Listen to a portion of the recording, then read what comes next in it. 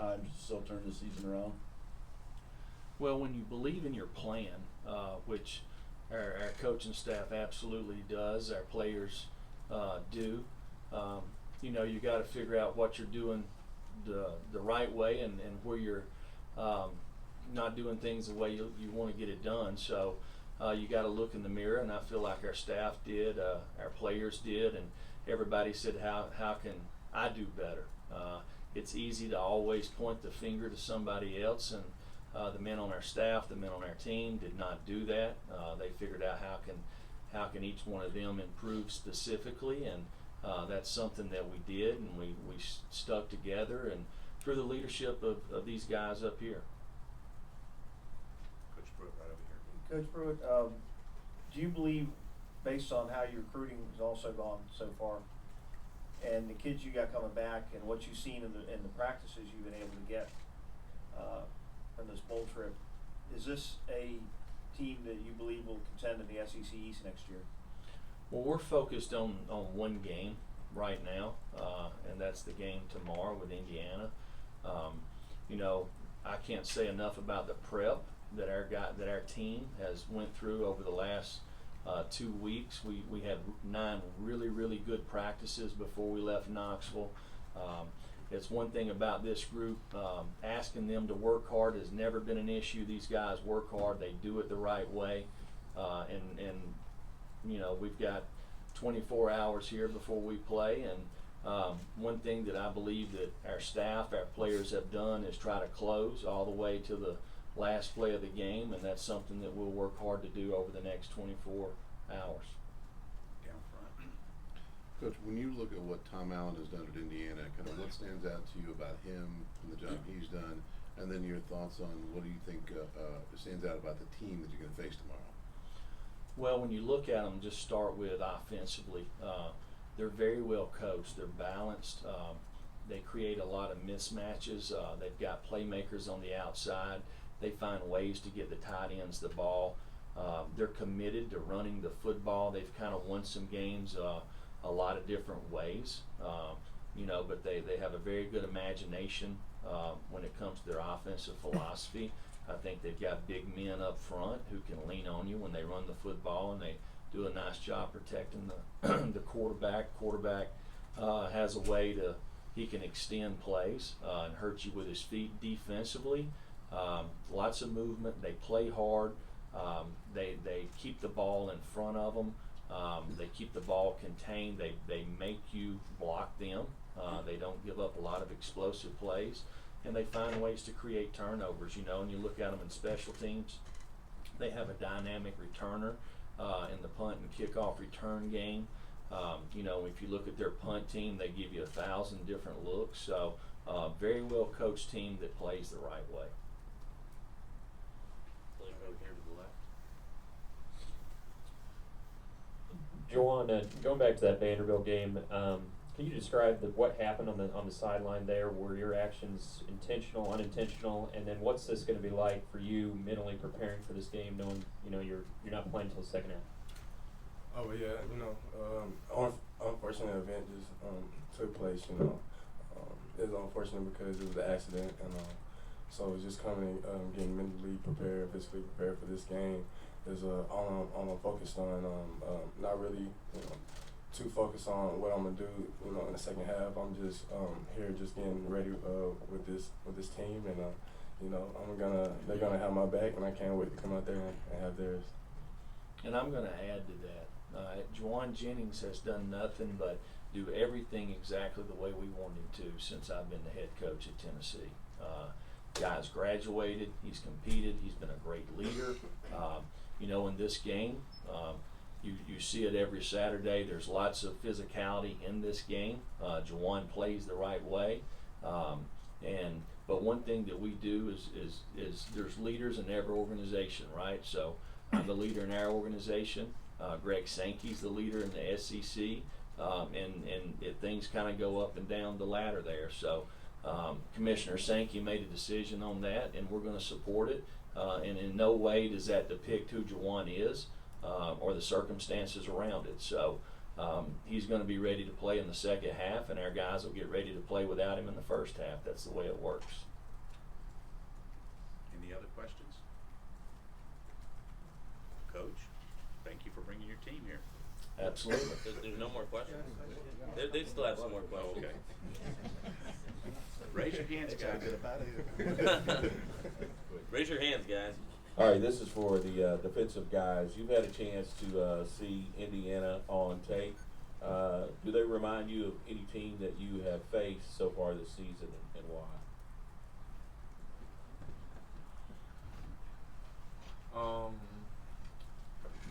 I don't think so. I think every team is different. We definitely seen some stuff on tape that they ran from other teams, and we'll definitely probably see some copycat plays on tape once we finish watching all the film, and we probably will see some on the field. But I think every team is different. They kind of got their own scheme, and they do what's necessary for them and what works for them. For Juwan, tossing aside what happened and just looking at the game itself, is there anything that you needed to say or felt needed to say this week to guys like Ramel, Tillman, Bird, guys who will be getting more reps about kind of what you want to see them go out there and do? Oh, it's not too much to say. Game of football is always going to be the same whether I'm playing or whether Ramel King's playing. We just get prepared in the receiver room, and Coach T. Martin handle all of that. Other questions? Raise your hands, please. Trey, right here. Daniel, when you look at this past year and the way the defense was kind of flipped the switch, I want to say after the Florida game, what all entitled into that? What went into everything that you guys did and how you guys continue to get better over the season? We just brought it to the system. You know, we knew with those previous games, we beat ourselves in a lot of ways. And, you know, if we went out there and eliminated the mental mistakes and communicated as much as possible pre-snap and post-snap, it would all take care of itself. So we started doing that, and because that we're able to have the success we had in the postseason. So. Vince. Go back to your right. Nigel, this is our first chance to talk to you this week. What's the bowl experience been like, knowing this is your last ride? The bowl experience, first of all, I would like to thank Texas Bowl for even having us, you know what I'm saying? This is a great bowl to even be, to come to. You know, they've treated us nothing but like we're supposed to, you know. They treated us like we are somebody, of course, you know what I'm saying? Like, we appreciate them. And just this being my last bowl game, you know, I try to treat it like it's a regular game, you know what I'm saying? But this is pretty, you know, important to me. So it feels good to be here, and it feels good to be with my teammates. Man. In the back. Middle first. Marquise, with Juwan not being able to Marquez. Marquez, yes, I'm sorry. With Juwan not being able to play in the first half, talk about the dynamic of the offense of the wide receivers. Does it change a little bit?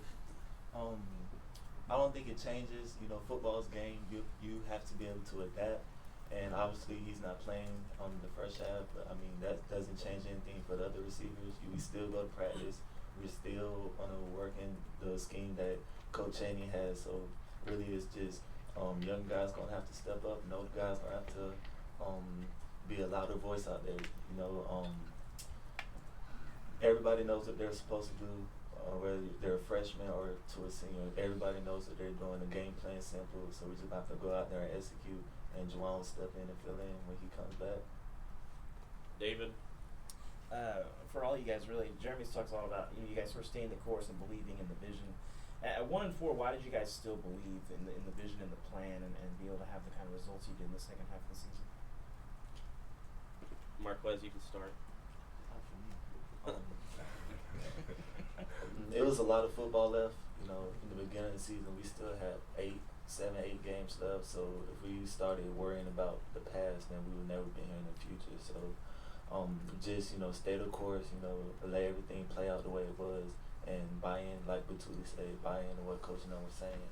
And I think the younger guys fulfilled what they said. You know, they wanted us to go out the way we were supposed to go out, the right way. And, you know, with leadership from the coaches and from top to bottom, from the seniors to the freshmen, you know, everybody bought in. Everybody knew what they were supposed to do. And another shout out to the younger guys to send us out the right way. Patrick.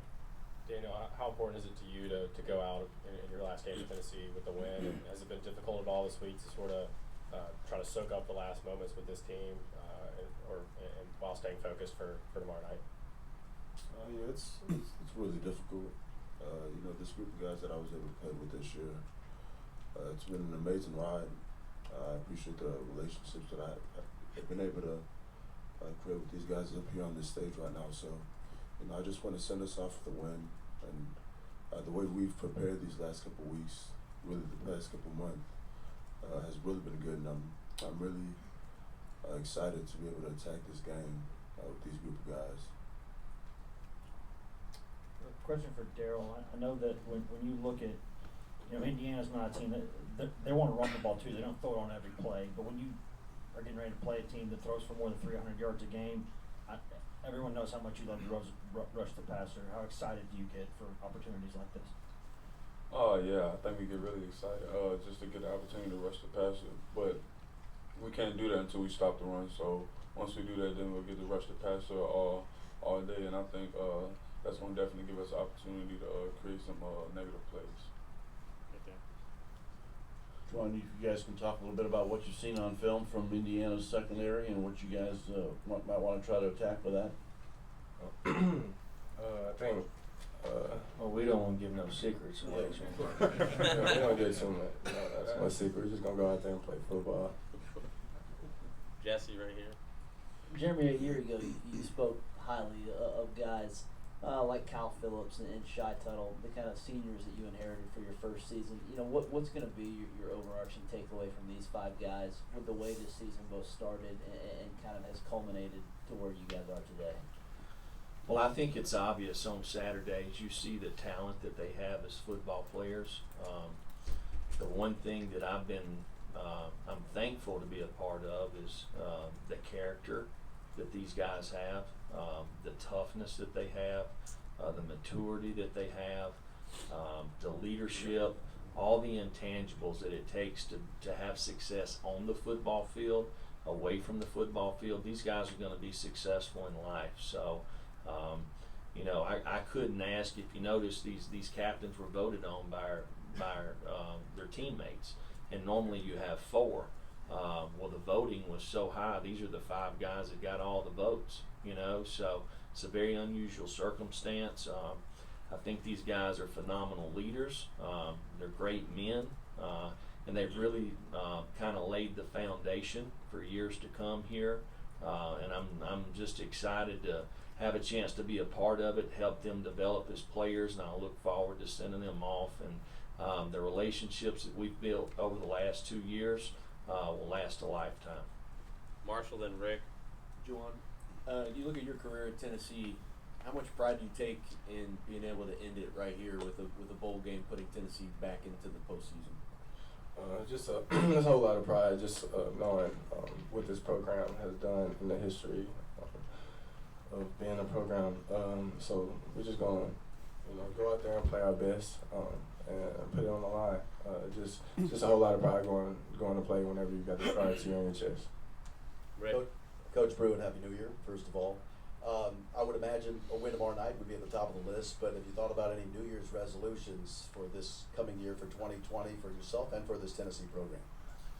Well, we kind of worry about where our feet's at, and right now I'm worried about this football team, and finishing this season off the right way, and when the game's over tomorrow night, we'll kind of turn the page and we'll move on to the next year. But right now we owe it to the men that are setting up here, everybody that's associated with this program, to put all of our attention, all of our effort and focus on Indiana. There in the front. For both of you guys, Indiana cornerback Tywan Mullen got a lot of freshman honors. Just curious, when you look at films, or what stands out to you about him?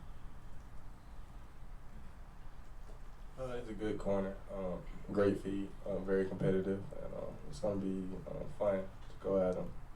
Can't wait. Mark West.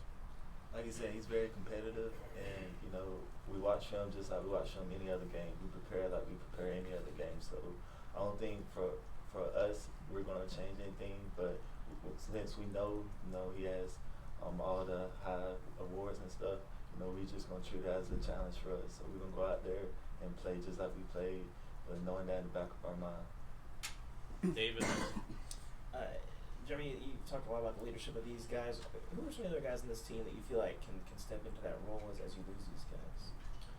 Well, you know, that's one thing about building a program.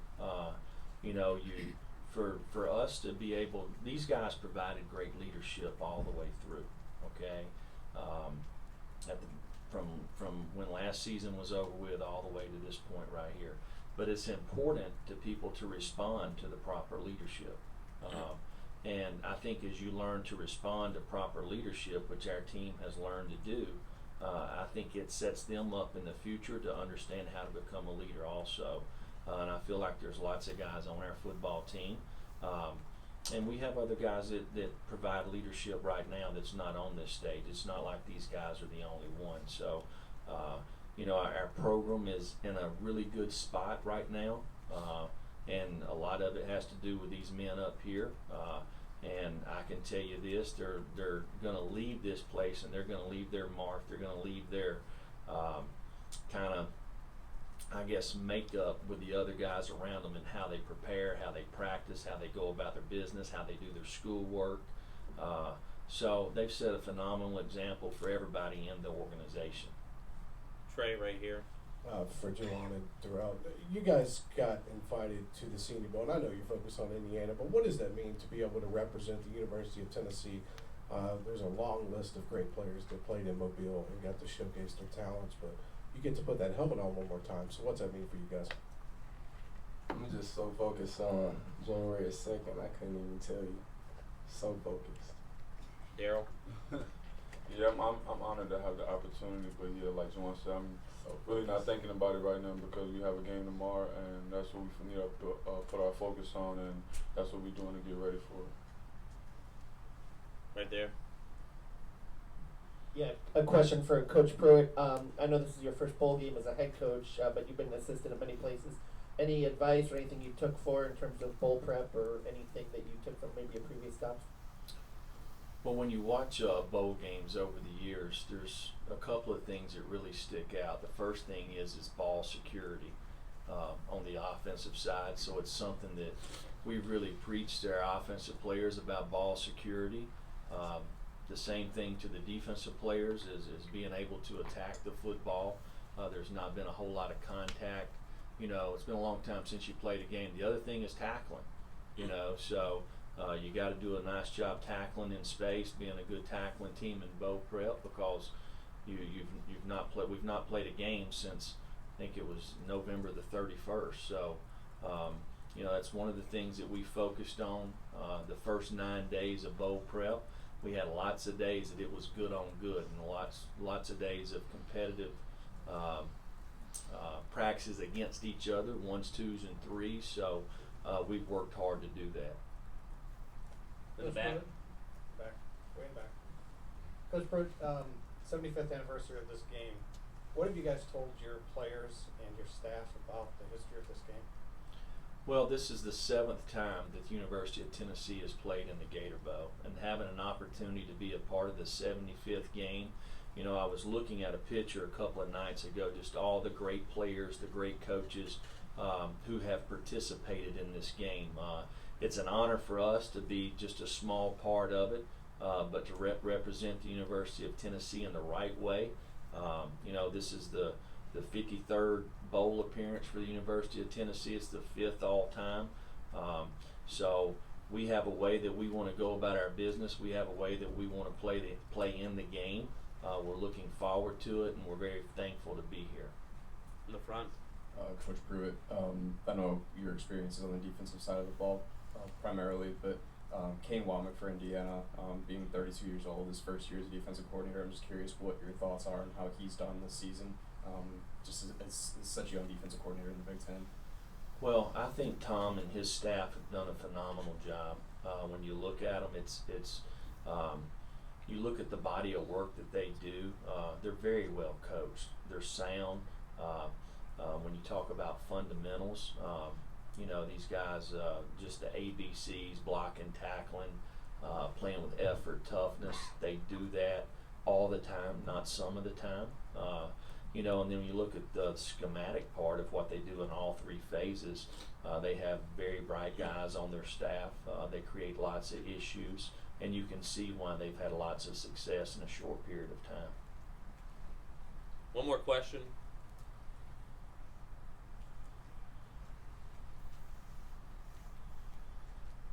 Coach Pruitt, obviously we're asked about the defensive side of the ball, but Kalen DeBoer, the offensive coordinator for IU, just got a head coaching job. I mean, how rare is that for an assistant to stay in a bowl game? And also just how much more difficult does that make your life that he's calling plays in the game? Well, I think it's, you know, for him staying in the bowl game, he's finishing what he started, you know, which says a lot about him. You know, I'm sure he sat in the living room and probably helped recruit some of these guys that play, that he's coaching, and he's helping them finish out this season, which says a lot about him. I think he's done a fantastic job. You know, had lost a quarterback during the season. You know, they find ways to create explosive plays every game, but they also play with a certain amount of toughness, and they're physical every game. So, you know, I can see why he got offered a head job, and based off watching how they've played the last couple of years, it creates a lot of problems. Coach, thank you very much for bringing your team here and your players here today, and we appreciate it, and we wish you the best of luck tomorrow night. Thank you. Thank you.